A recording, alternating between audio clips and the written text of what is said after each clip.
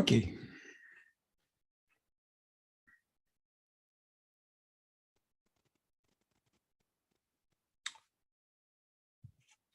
So I recall some notation from the previous lecture. We introduce the coproduct. Sorry, what happens? Excuse me just a moment.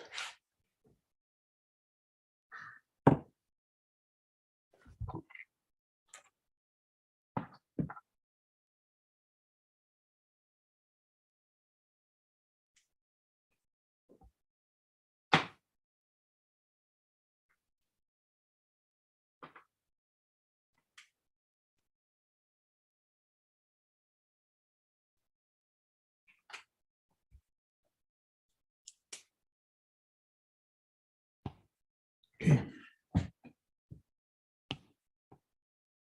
So the coproduct,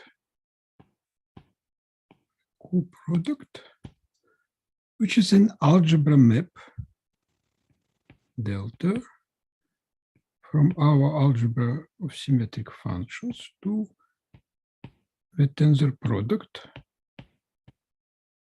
of two copies of it.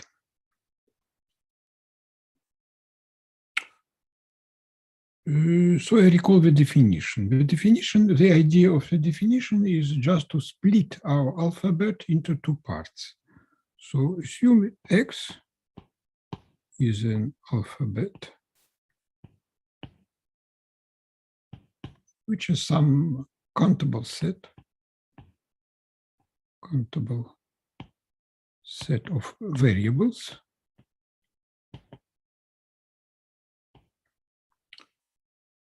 And given an element of our algebra, we can regard it as a function, not as a function. This notation just means this notation just means it is a formal power series.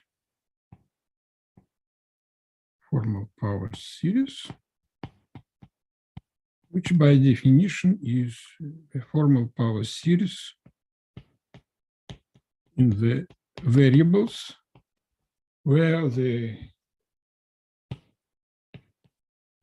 elements are just elements of our alphabet, the letters.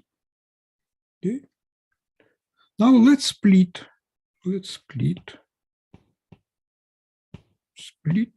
X into two parts, two disjoint parts, say A and B, and both parts are assumed to be countable, infinite, and then we can regard this object as a symmetric power series in two sets of variables. And being separately symmetric with respect to these letters and these letters, it can be written as an element of this tensor product. So this is the definition.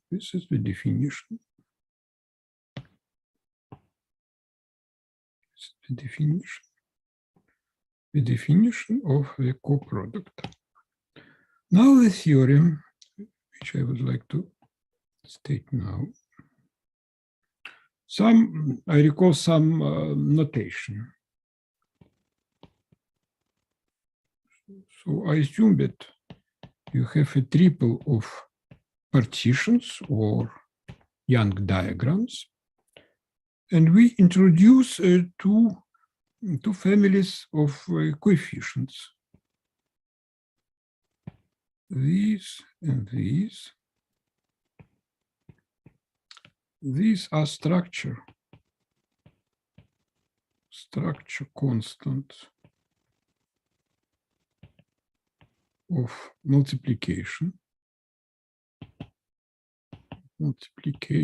map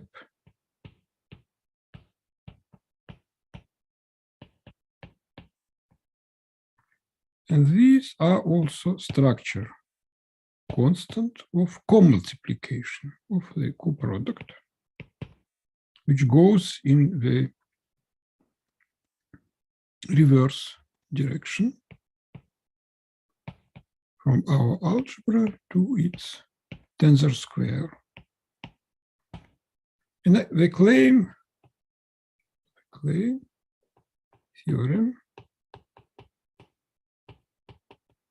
says that these two families of coefficients are in fact the same.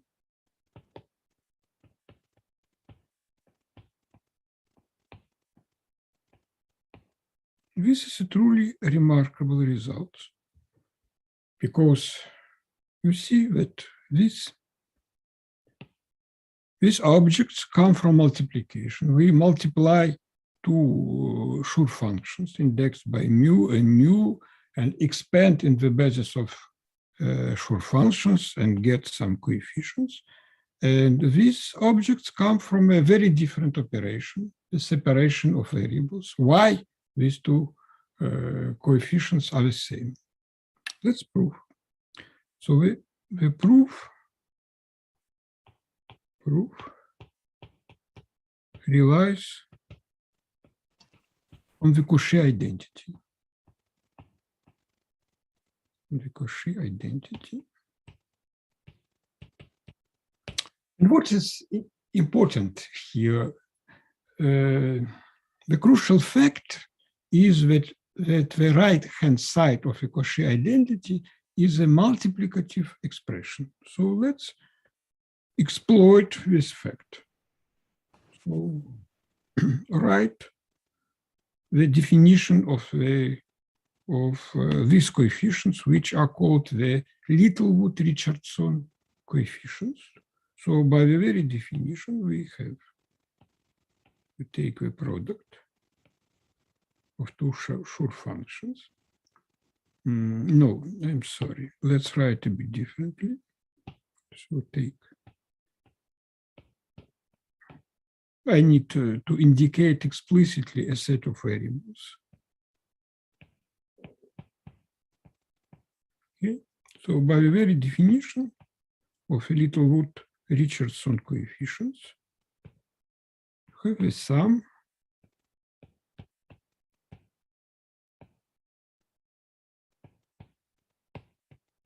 This sum is actually a finite sum because we have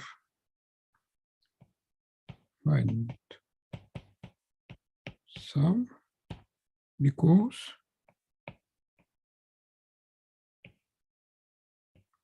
we have this obvious equality.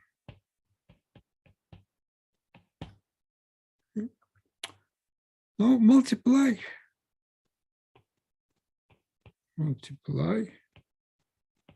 both sides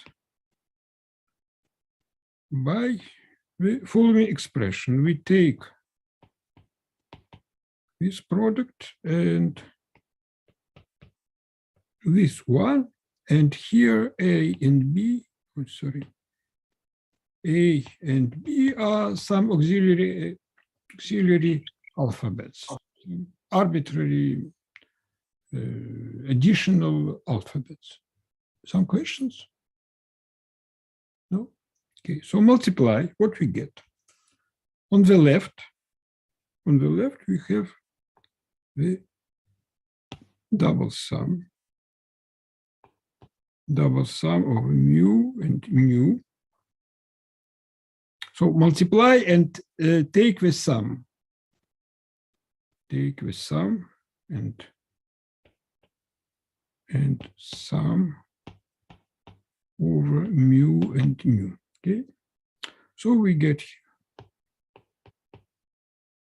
S mu of x, S mu of A, S mu of B on the left. On the right, we have a triple sum, lambda, mu, and nu, the coefficients. Next, this,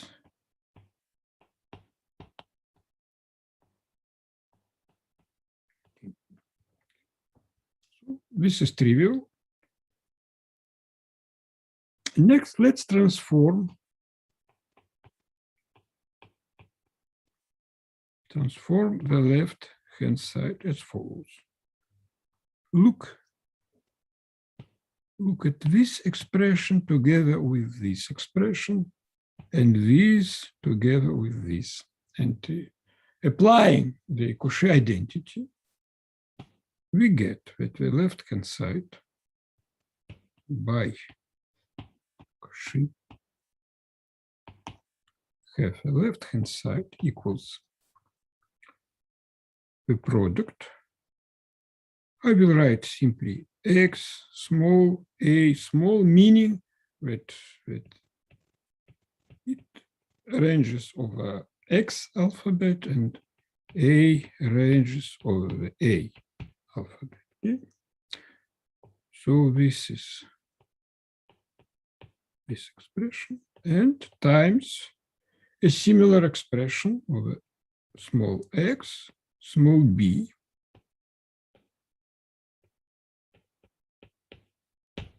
So look, this is indeed the left-hand side, okay? But now let's rewrite this as follows. The sum over x and c, small c, ranges over the disjoint union of these two alphabets.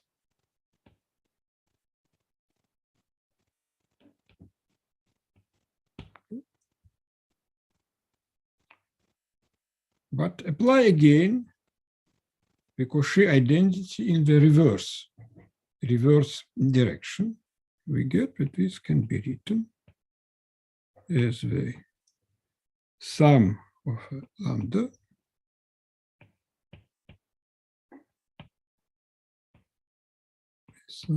over C, which is disjoint union. But now we can transform this disjoint union, this quantity. Okay? This can be rewritten as lambda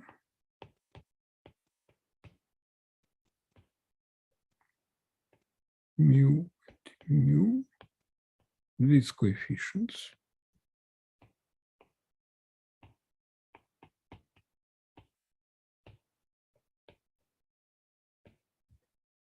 So finally, we get a triple sum.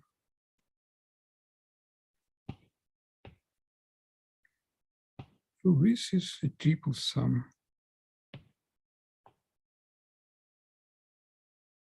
Okay. And let's compare it. I'm sorry, we should put index lambda to a little Richardson constant. Aha, you are right. Thank you, indeed. Thank you. So let's compare with this.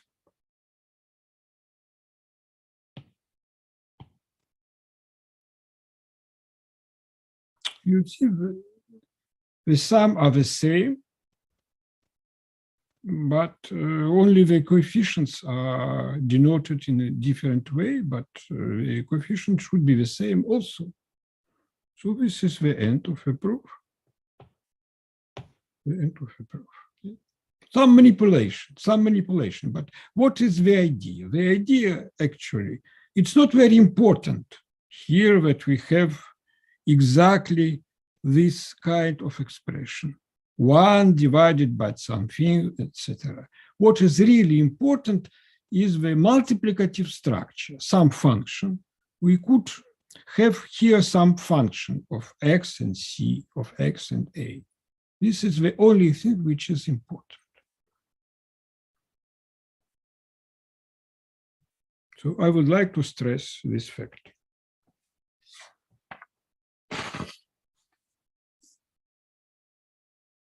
Now there are some corollaries. The first corollary is the so-called Pierre Rule, or actually some Pierre Rule. Okay. Pierre Rule. What is Pierre Rule? I need some, I recall the definition. So maybe I would like just to write the theorem. Pierre Rule says the following. So assume mu is a Young diagram, and n is a natural number. We take the h function, complete homogeneous symmetric function indexed by n, and the claim is as follows. If you multiply the Schur function by this hn function, what we get? We get a multiplicity-free sum over all diagram lambda such that lambda is equal to mu with appended horizontal strip.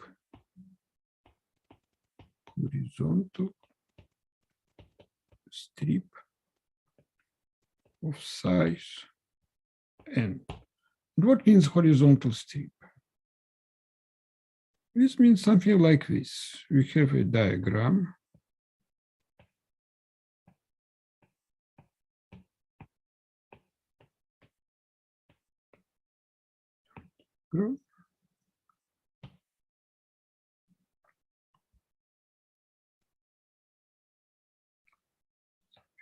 This.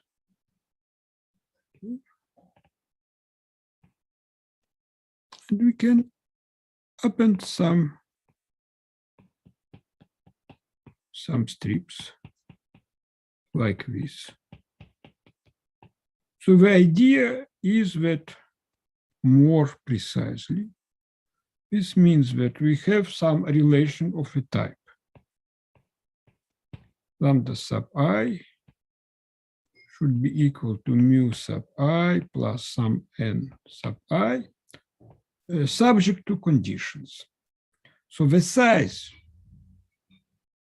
first of all, the sum of these parts is equal to n. And second, for starting from I equal to 2, 3, and so on, the size of the additional boxes does not exceed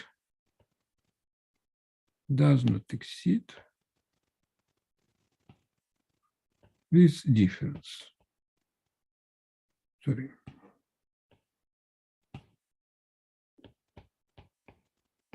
So the idea is that we cannot, it is forbidden to add something like this. Even if you get as the result some Young diagram, this is forbidden. This box is forbidden. It's impossible. Okay. So one more remark that lambda equal to mu plus horizontal strip is just the same as saying that mu and lambda interlace, meaning that you have the inequalities.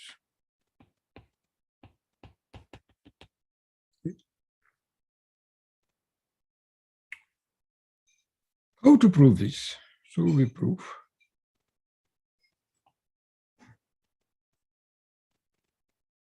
So the proof is as follows.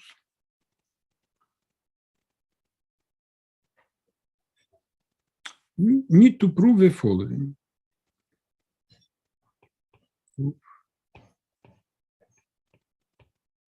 We need to prove that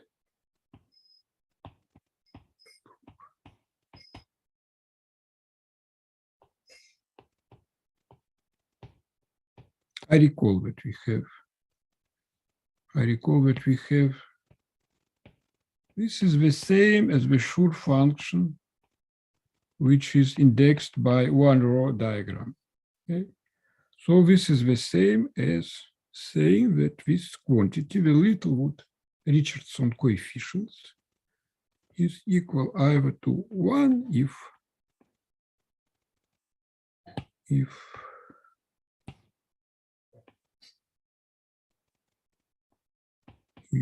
mu and lambda interlace, or 0 otherwise. So we want to prove this. But because we know that the Littlewood-Richardson coefficients are the same as the coefficients of the coproduct, this is equivalent. This is equivalent to proving that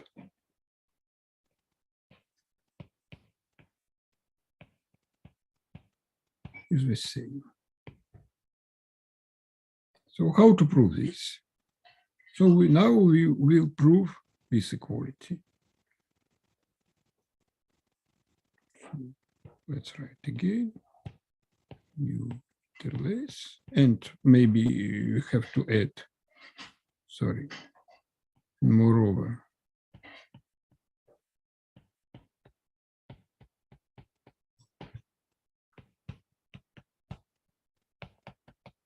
or 0.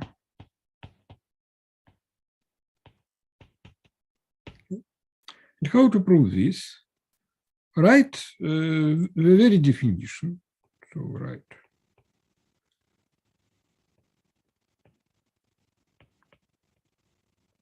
so split our alphabet into two parts and write the definition.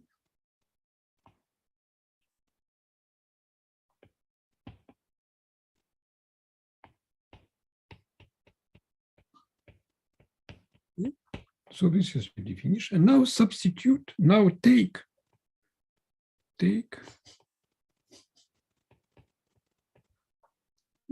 y, take as y an alphabet consisting of a single letter. Or if you want, we can assume that y is some collection of variables, infinitely many variables, but substitute all the variables except the first variable equal to 0. Okay. So what we get? Then we get the following. After this substitution, after this, let's say specialization,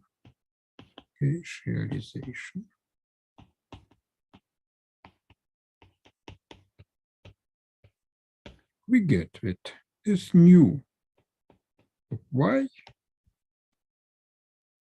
just by applying the very definition of the Schur function, we get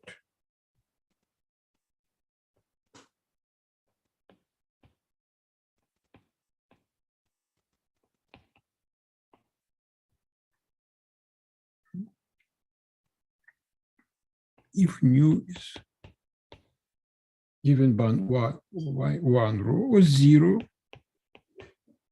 or twice, okay? And now we get, so we obtain that if you add only one variable, one extra variable, so what we have here, then we have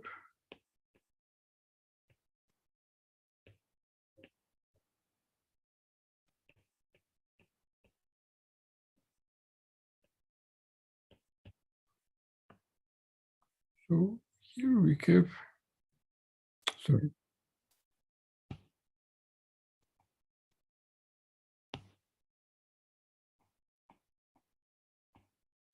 and the sum is over such that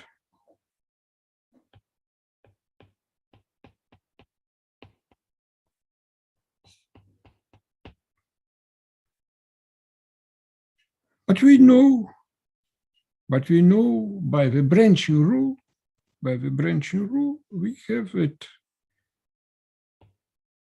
these coefficients are 1 if they interlace or 0 otherwise.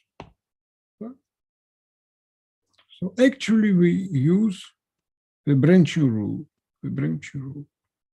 So I would like to repeat the idea. The idea of this claim is just to translate this claim into the branching rule using the equality between these two kinds of structure constants.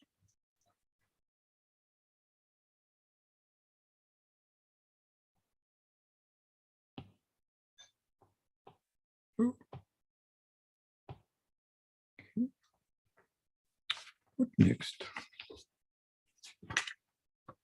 Now we can introduce the skew Schur functions. Skew Schur functions.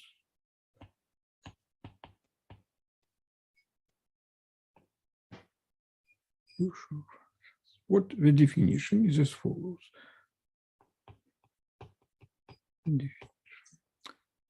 Take two partitions or two Young diagrams.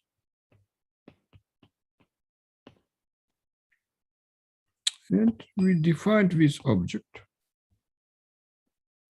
which is some element of our algebra of symmetric function. From the equality, we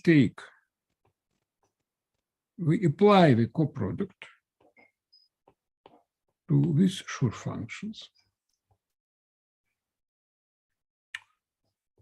And we get some element of a tensor product of two copies of the algebra of symmetric functions.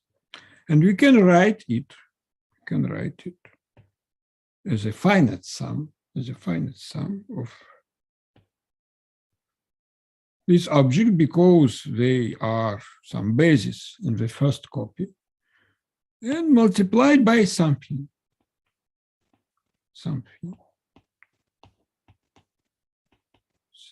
But this something is just the notation, our definition of. So this is just the definition of this object from this equality. Okay?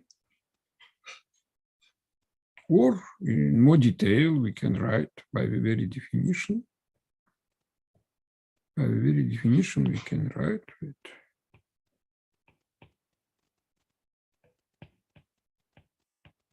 If you take a disjoint union of two alphabets, we write this as the sum of x and some element, which is some symmetric function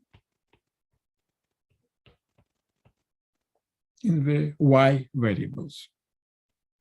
So what can you say about this object? What is evident? What is evident? Evident that this element is homogeneous of degree equal to, this is obvious, just count the degrees on the left and on the right. Now I need the definition, one more definition.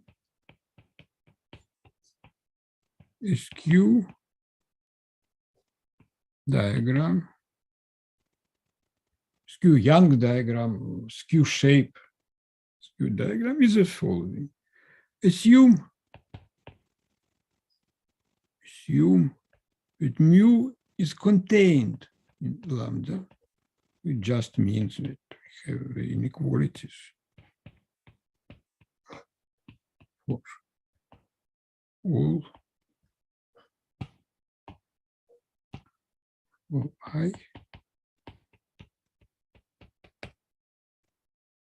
then we just take the difference of two sets of boxes. So we have one diagram, okay, this is lambda. Another diagram is,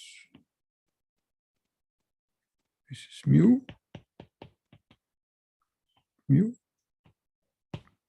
So the difference of these two sets is some collection of boxes. It is called lambda slash mu. Okay, this is a skew Young diagram. So I would like to stress that this definition makes sense only if mu is contained in lambda. Now, the theorem is as follows.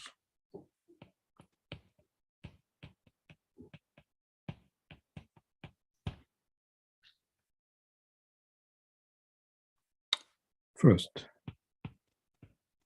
this element is zero unless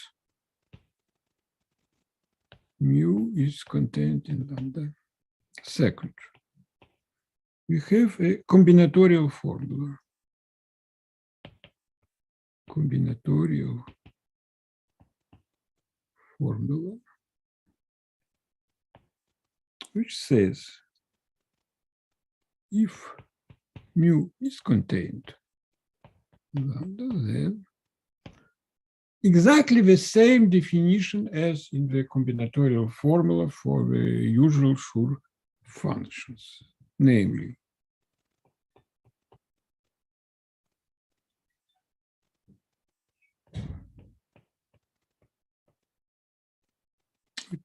we have a sum over all semi-standard tableau,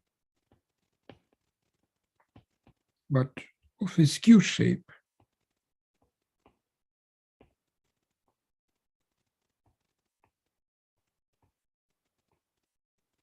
What this means? Here we need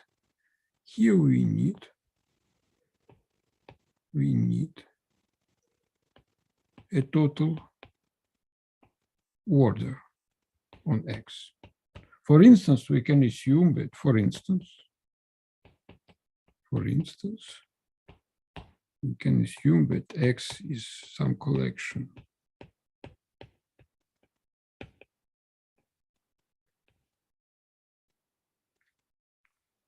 and what means this?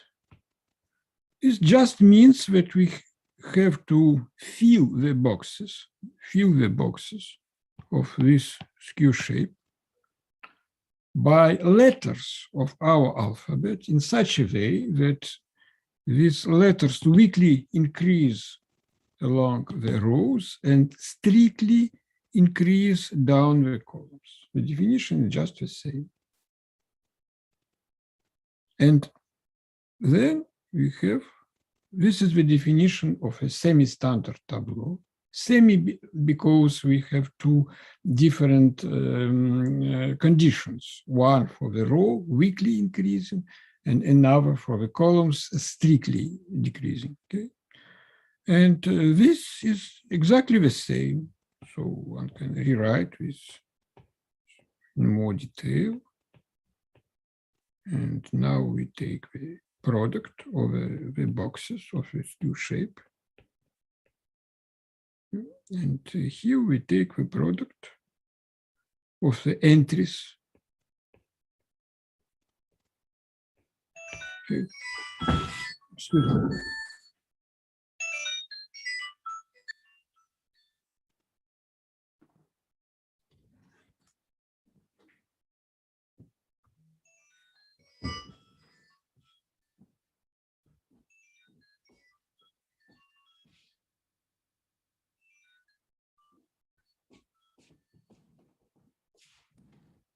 I'm sorry, I forgot to switch off the phone.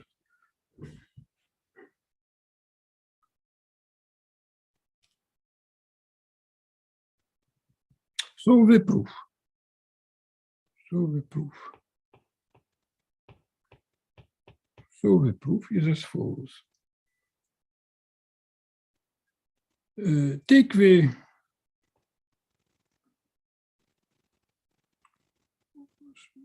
right x as the disjoint union and assume and impose a total order on x such that for all A in A, all B in B. So any letters from A, from this alphabet, is less than any letter from B. Okay? And write the definition, the combinatorial formula.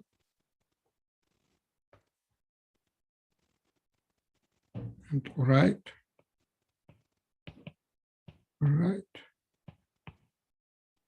the combinatorial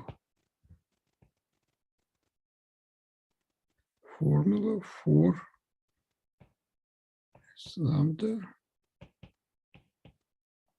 So what we get? We get something like this.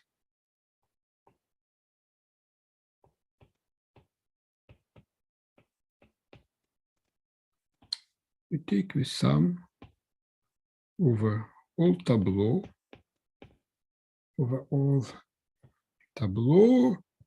of a shape lambda, but separate the boxes in lambda such that the entry, which denote as A, is contained in A. Okay.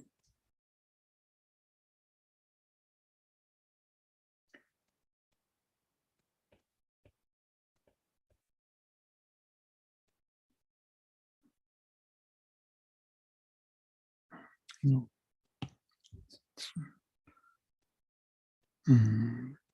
No, so this is a bad notation. Okay, maybe it's better to write in this notation. We have simply write A. Okay. Oh no. This is also bad, sorry. Write as follows. And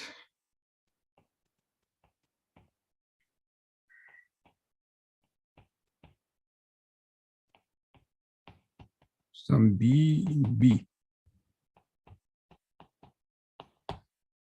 So this is some change of notation, I'm sorry. So look at this collection of boxes. Okay. Look at the boxes here. So the boxes with the entries in A, from the definition, from the very definition of our construction, it follows that this is a Young diagram mu, which is contained in lambda. Okay. And from this, we just conclude that this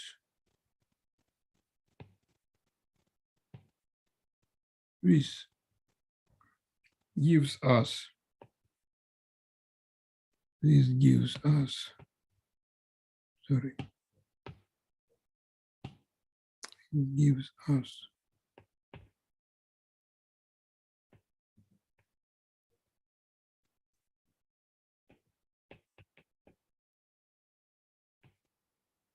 times of something. And this something is just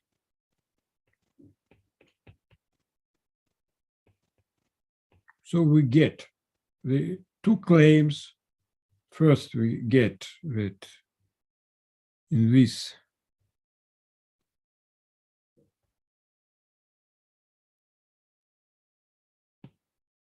definition, mu should be contained in lambda.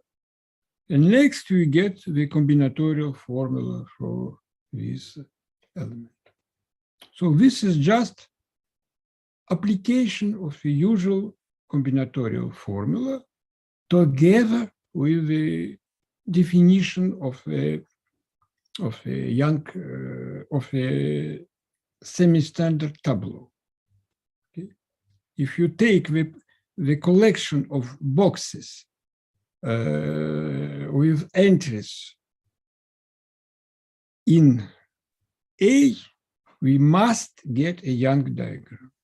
So this is the idea of the proof. Okay.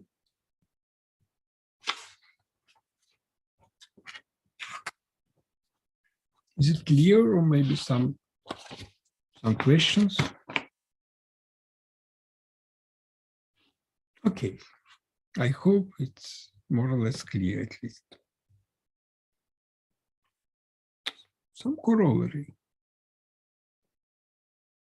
Because we know the identity, the equality,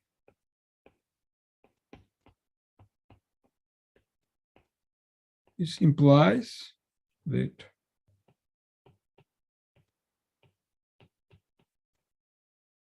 maybe the Littlewood-Richardson coefficients vanish unless mu is contained in lambda, and by symmetry, mu also must be contained in lambda. And this is not obvious from the very definition. Grigory Olshanski, sorry, we have a question in chat. Okay. Thank you. I will see. Sorry, why they. I can actually read it about. Yes, I see. Yes, I see. Yes, I see. Thank you, indeed. Because, yes, you are right. Thank you. Okay. Thank you. Thank you. Okay. No, I think it's correct. Okay. So we obtain some non-evident conclusion for Littlewood-Richardson coefficients.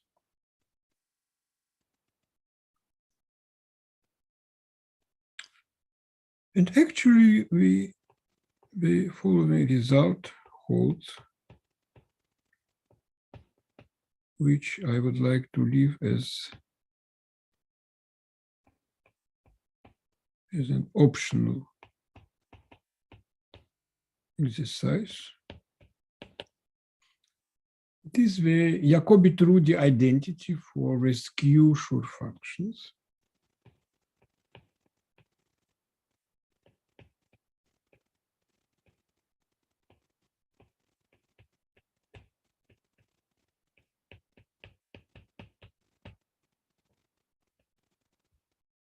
So if mu is empty diagram or zero partition, but this is just the Jacobi-Trudi identity, and this is a nice extension, a nice generalization of it.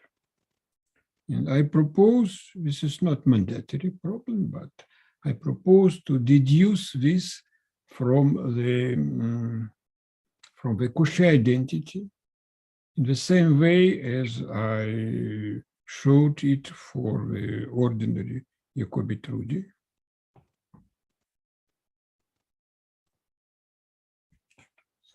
What next?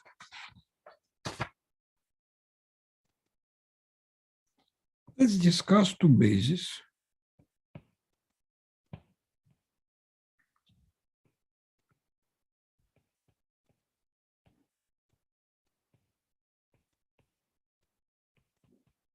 In our algebra of symmetric functions.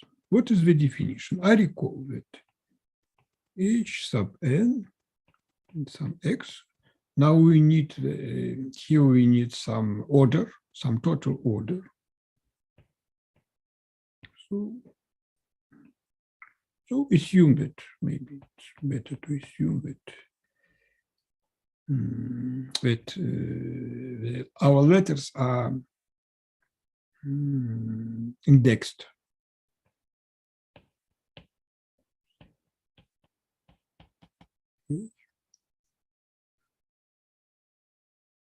Now we have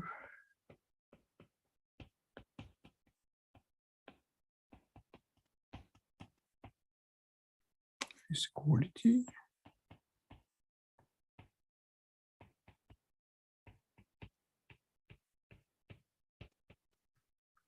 And likewise,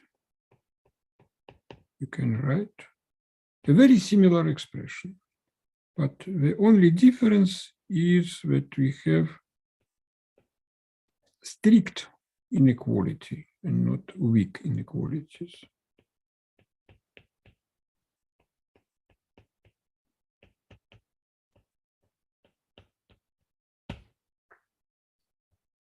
Okay.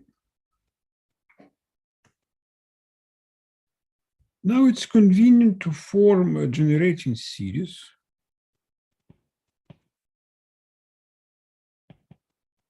Generating series. H of t, or in more detail, hx t is the sum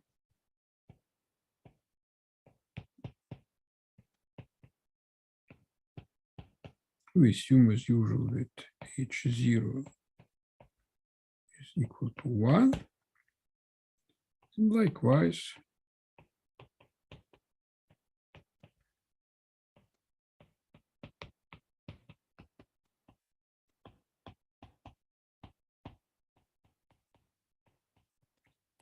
so this is the definition of our generating series.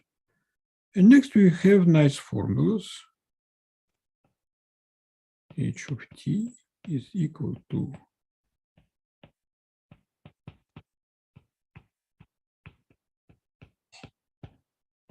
E of t is equal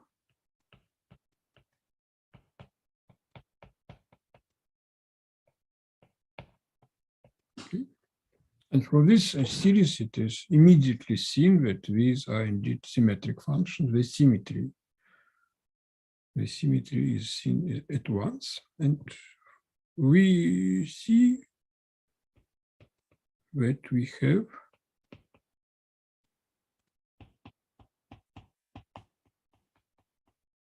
so this is a fundamental relation which is evident from these formulas and these formulas, okay?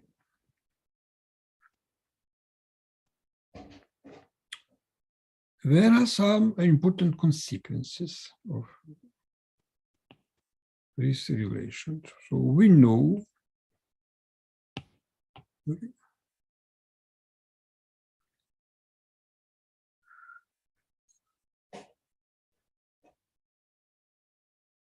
I don't understand the answer. So we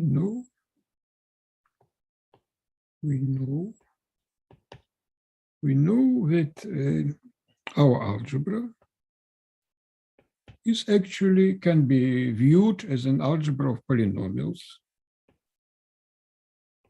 over the elementary symmetric functions. I would like, this in fact means that the E functions are homogeneous, algebraically independent generators of our algebra. So our algebras can be interpreted as an algebra of polynomials in these letters. Okay, but from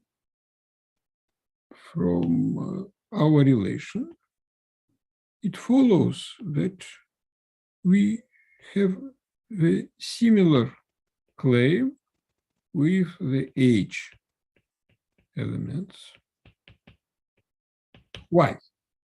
Because from this relation, we can deduce that the H elements can be expressed through the E elements and vice versa. And this transformation has, one can say, some triangular form. And from this, it follows that the H's are also algebraically independent, not only generators, but also algebraically independent generators. So we get this as a corollary. So this implies a similar claim for each element. And this allows us to introduce the definition. So assume lambda is, as usual, some partition, some Young diagrams, and we set H sub lambda is equal to the product. Okay, and because almost all factors are corresponds to index 0 and H 0 is equal to 1, this makes sense. So this can be written, if you wish, this can be written as times the length of our partition, which is exactly the same. And likewise, we can write, we can define.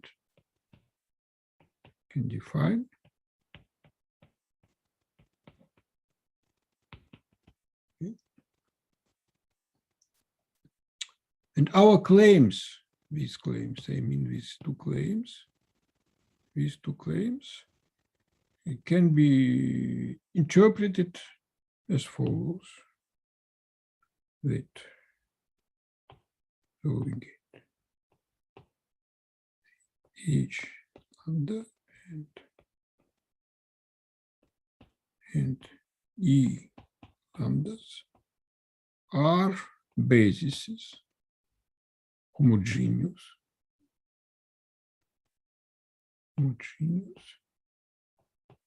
in our algebra of symmetric functions. So we have 4 systems of basic elements, 4 systems. Initially, we have monomial symmetric functions, the Schur symmetric functions, the complete homogeneous symmetric functions with arbitrary partitions as labels, and the elementary symmetric functions for bases. Yeah. And let me recall the Jacobi-Trudi. Jacobi-Trudi says that S lambda can be written as a determinant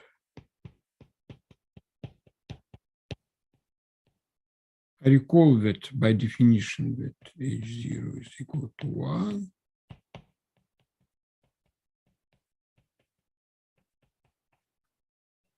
Negative indices give zeros by the very definition. And in fact, with infinite determinant is in fact a finite one because of the structure of this matrix, because it has some structure, this one. And so the determinant does not depend on the size of a truncation, provided the size is large enough. And this can be viewed, if you expand this determinant, this can be viewed as some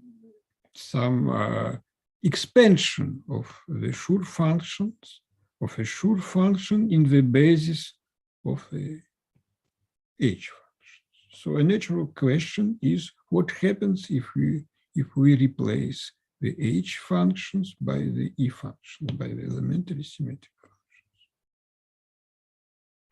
And actually,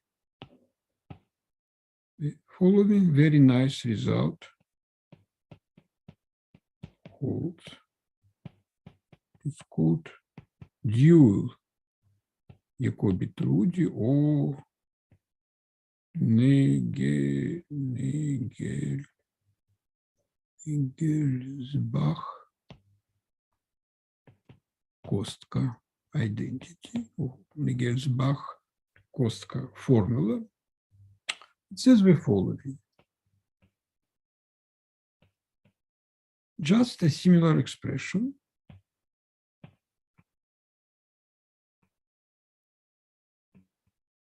only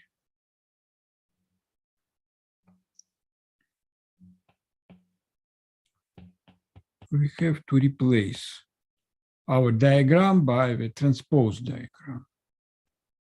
So this just means that we take our diagram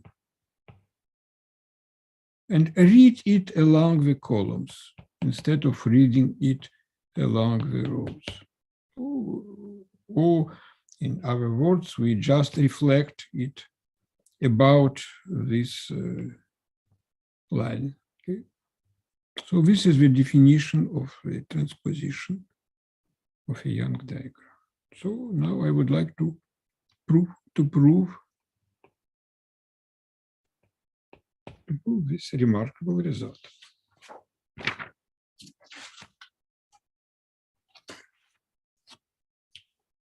It is based on the so-called Frabenius Lemma. So first we need to prove Frabenius Lemma.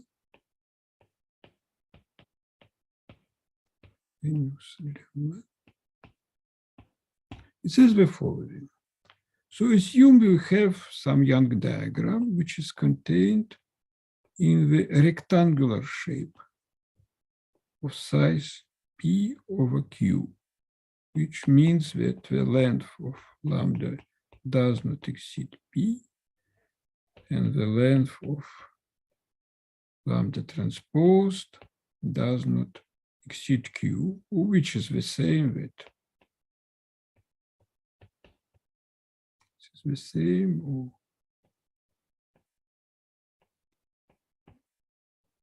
so we can assume that we have this box with rectangular shape, and some Young diagram inside it. Okay. And the claim is as follows. Take the set of natural numbers starting from 0 and time and till P plus Q minus 1. And it can be written as a disjoint union of two subsets. One is formed by these quantities, where I ranges from 1 to P. And another is the set of quantities of numbers of this form, where K ranges from 1 to Q. So this is disjoint union. Disjoint union. Okay. How to prove this? The proof is very easy, but ingenious. The idea is false. So take our shape, say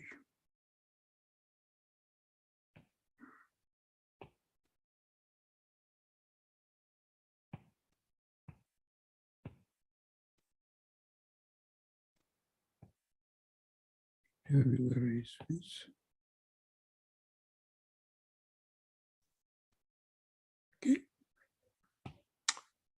And our diagram is as follows.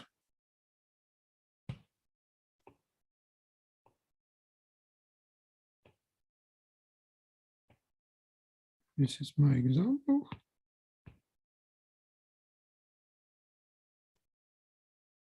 So this is my diagram. Okay. But I take its boundary. I take its boundary, which goes from this point to this one, from the lower left corner to the upper right corner of our rectangle. And let's label the edges. Label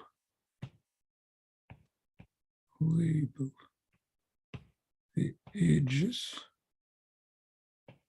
of the path by 1, 0, because there are exactly P plus Q edges, and they can be numbered by these numbers. So in our concrete picture, this is 0, 1, 2, 3, 4, 5, 6, 7, 8. And now we look at this picture and we observe that look and conclude. The first set, this one,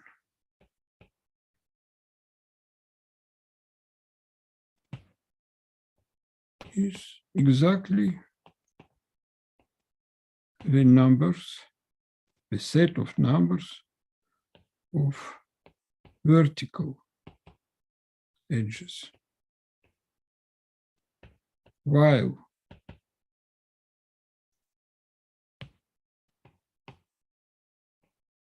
this corresponds to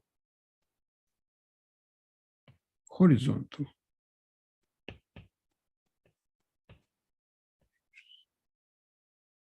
So that's all. After this observation, this becomes obvious. This claim, this splitting just corresponds to the splitting of edges in vertical and horizontal ones. Okay. So I hope this gives you the idea of a proof of a lemma. Now we can prove the theorem, proof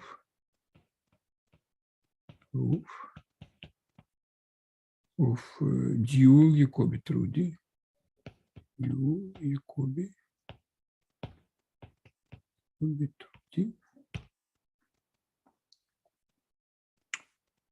How to do this? Let's consider two infinite matrices. So I will assume that I at J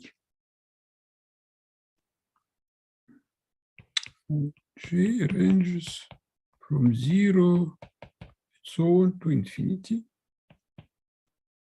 This is, so I'm sorry, I will write it as follows. One matrix H is formed by the coefficients, where the matrix coefficients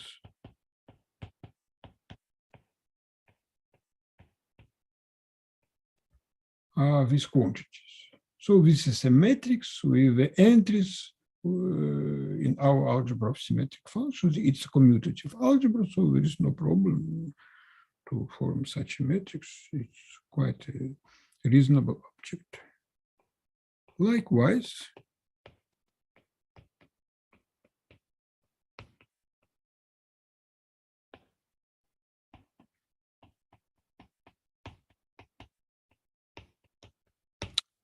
And from our convention that the elements with negative indices are equal to 0 and those with a 0 index are equal to 1, we see that these matrices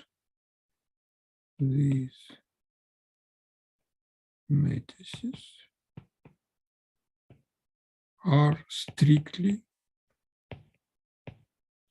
lower triangular. This means that we have a form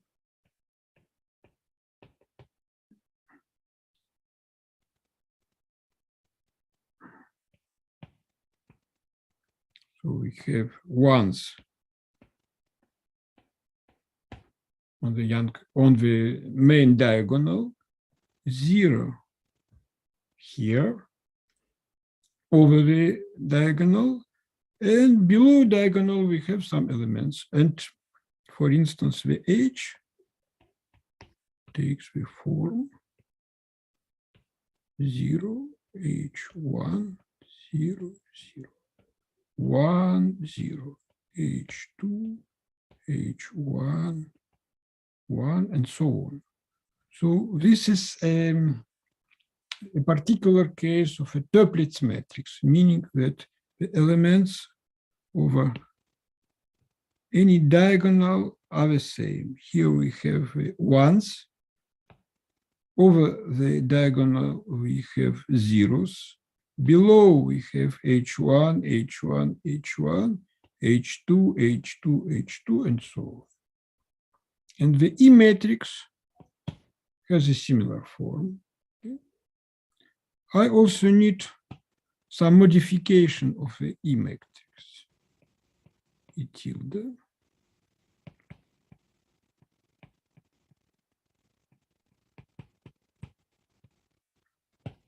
And here, by definition,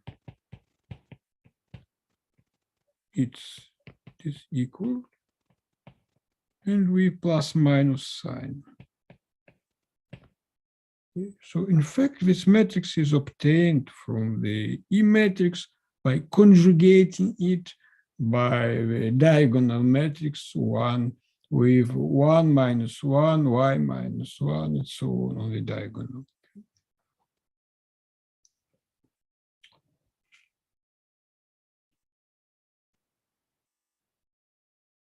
So step one of the proof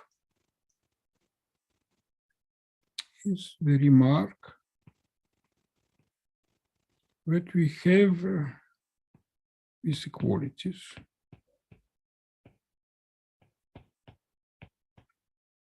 The matrices are infinite dimensional, are infinite size, but this makes sense because of the very special structure of this strict triangularity structure. This makes sense. And how to prove this? This is just an easy corollary. Easy corollary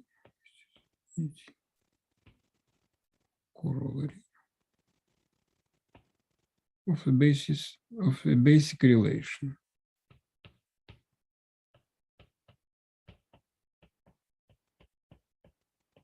Okay. Just look at this and extract the coefficients of this.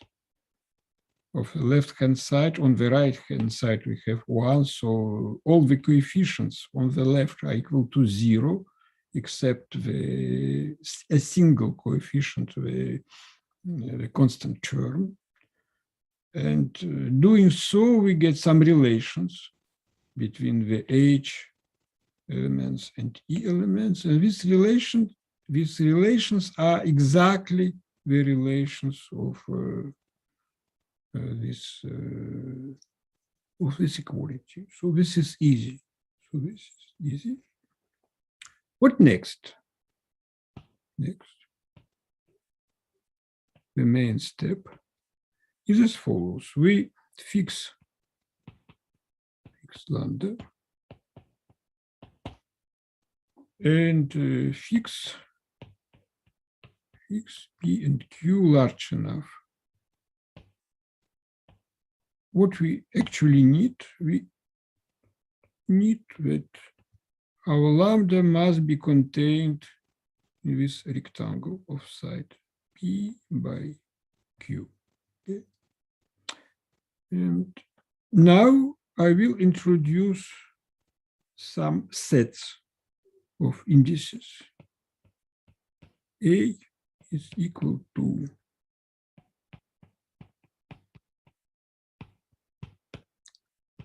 where I ranges from Y to P,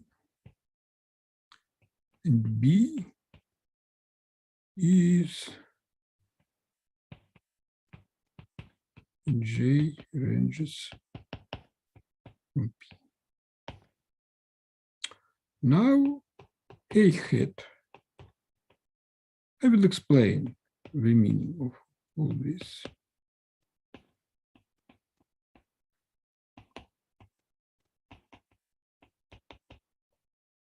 Q and B hat is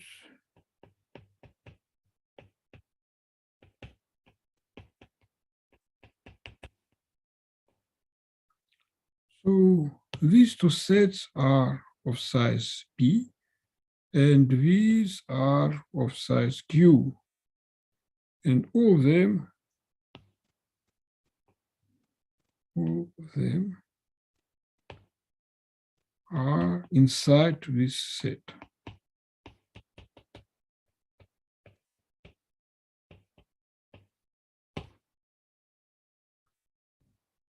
The Frabenius Lemma implies that this set is the disjoint union of A and A hat. And likewise, but this is evident, this is obvious claim that the same set can be written as the disjoint union also of these two sets, because this is just the numbers from 0, 1 till P minus 1, and these are P plus 1 until P plus Q minus 1. So this is easy.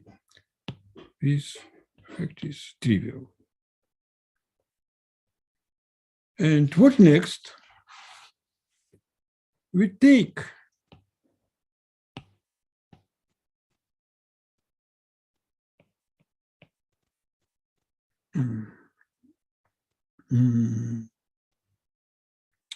take the n by n matrix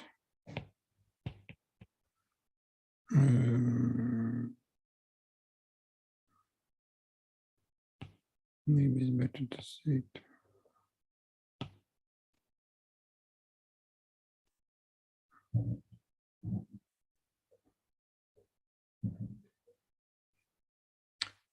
Take n is equal to P plus Q and truncate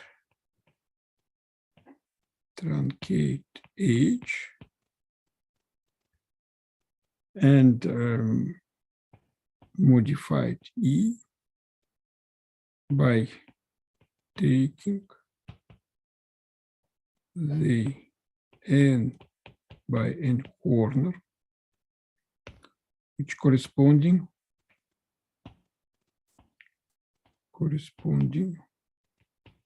to the indices,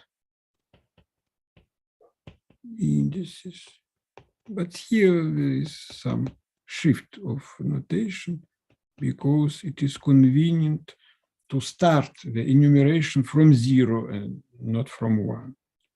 So we have our matrices, infinite matrices, we truncate them.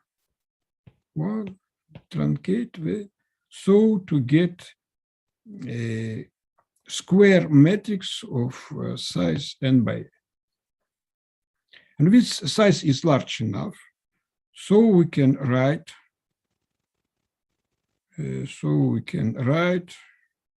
this equality. I write it in the same form, assuming here that H, E are already truncated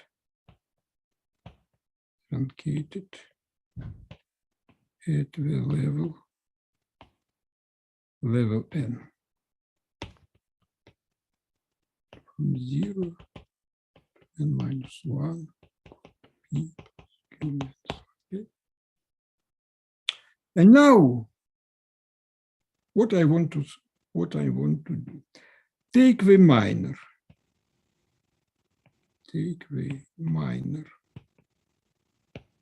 of H corresponding to subsets A and B, which are in this set, okay? And I claim that the minor is a determinant of a submatrix. So this is my notation for the submatrix. So we have this matrix.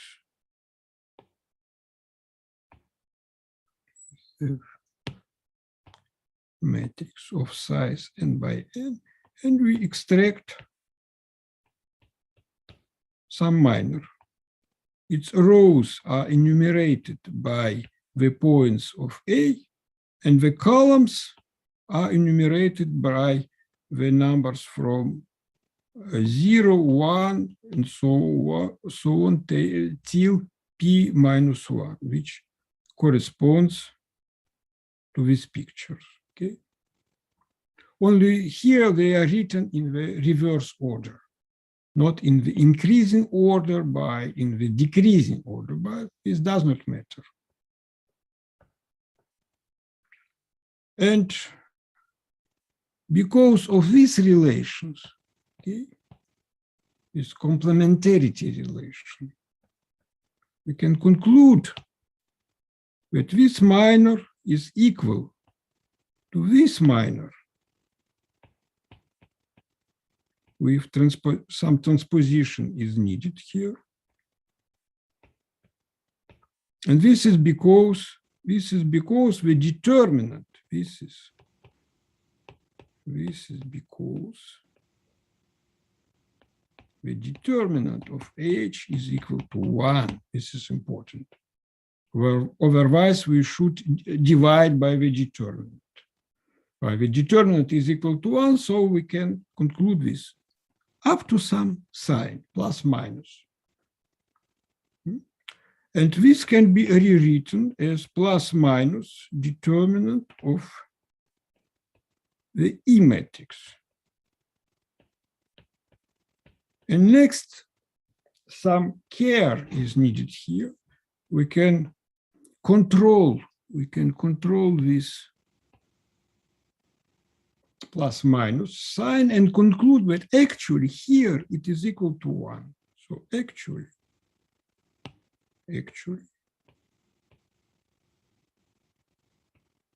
we have simply the equality.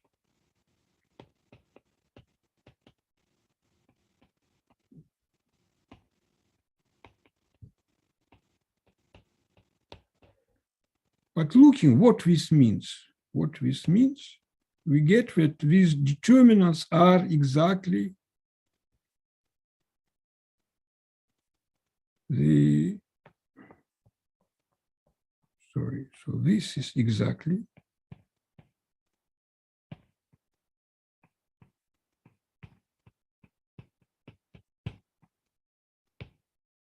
And this is exactly this one.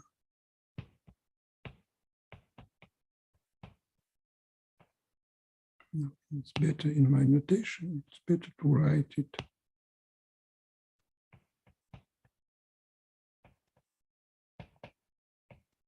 Here I and j ranges from 1 to p, and k and l ranges from 1 to q.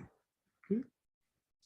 So this is the idea. It's a bit tedious, especially the control of the sign, but there is no real difficulty. The idea is just to use the well-known fact how to compute the relation between minors of a matrix and its inverse. These minors are complementary up to division by determinant, which is equal to 1 in our case.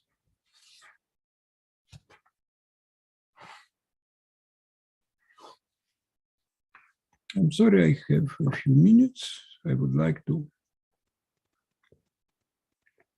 give some corollaries.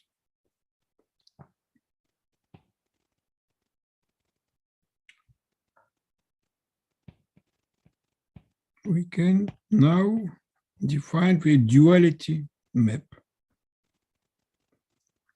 Duality map.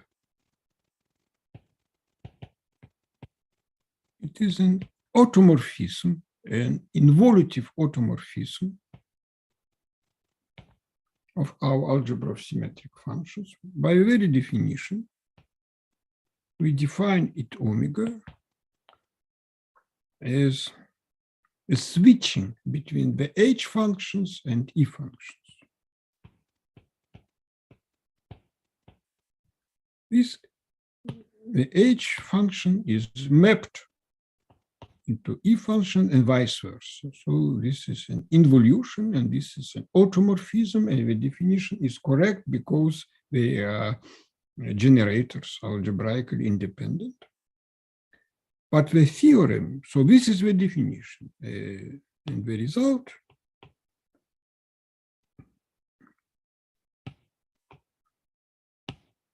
theorem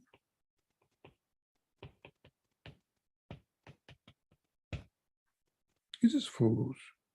So applying this involution to a Schur function, we get a Schur function with the transposed Young diagram. Why? Proof. This is immediate.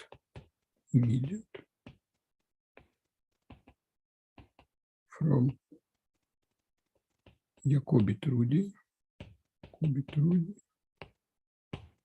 and dual Jacobi-Trudi. This is immediate. This is very nice. This is very nice. I will finish very soon.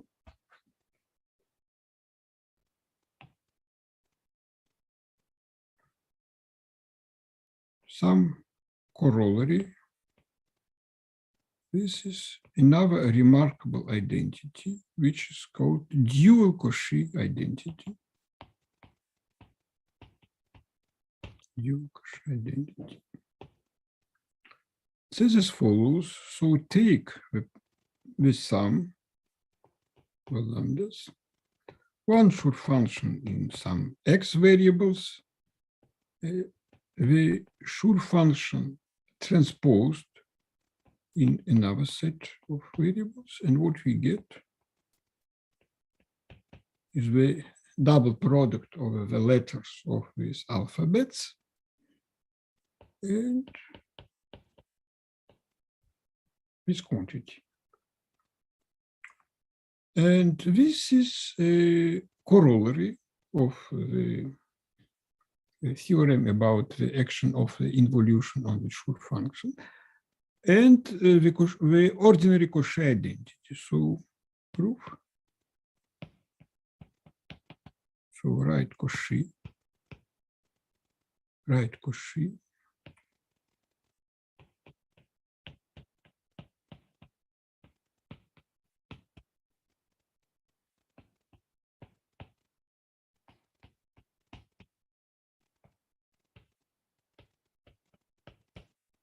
and apply involution omega with respect to the y variables. Okay. So what we get?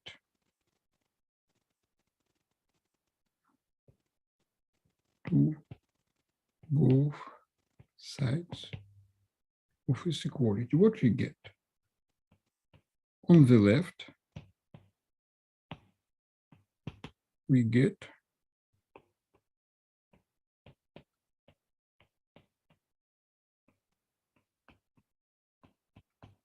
the left-hand side of the desired identity. And what on the right? What on the right? To do this, let's transform the right-hand side. Transform.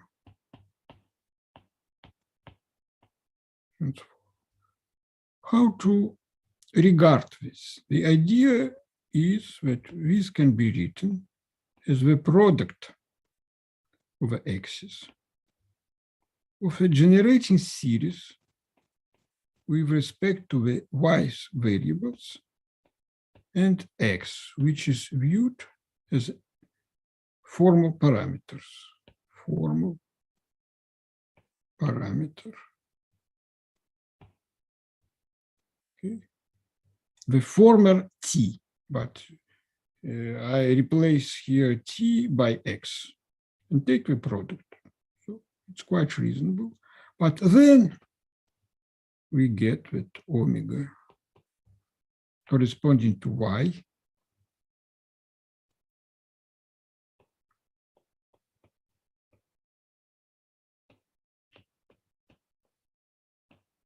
is the E function.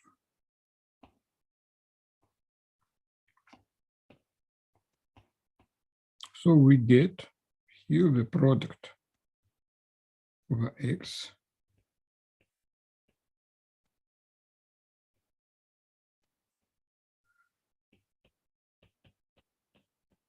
and this is exactly these quantities.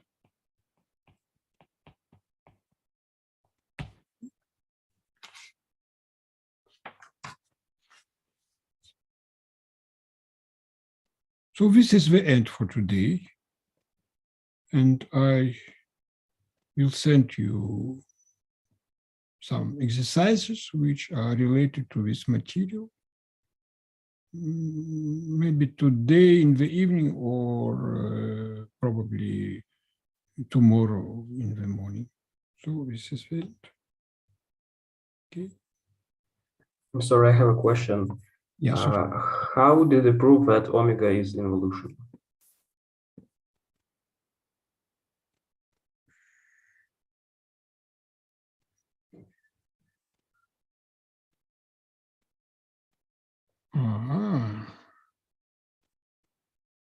How to prove that it is an involution? This is it's this follows from this. This follows from this. This is a good question. You are right. This is okay. So let's define it first. Maybe it's good. It's good. You are right.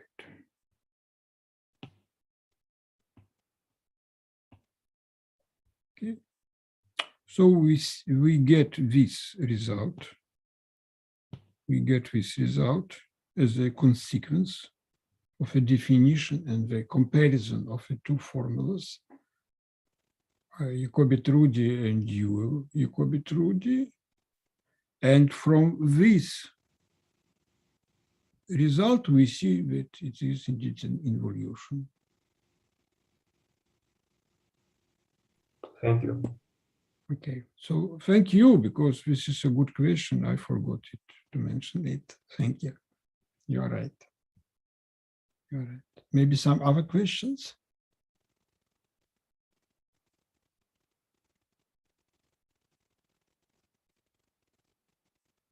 Okay. Okay, so this is the end. Thank you. Thank you. Goodbye. Bye. Goodbye.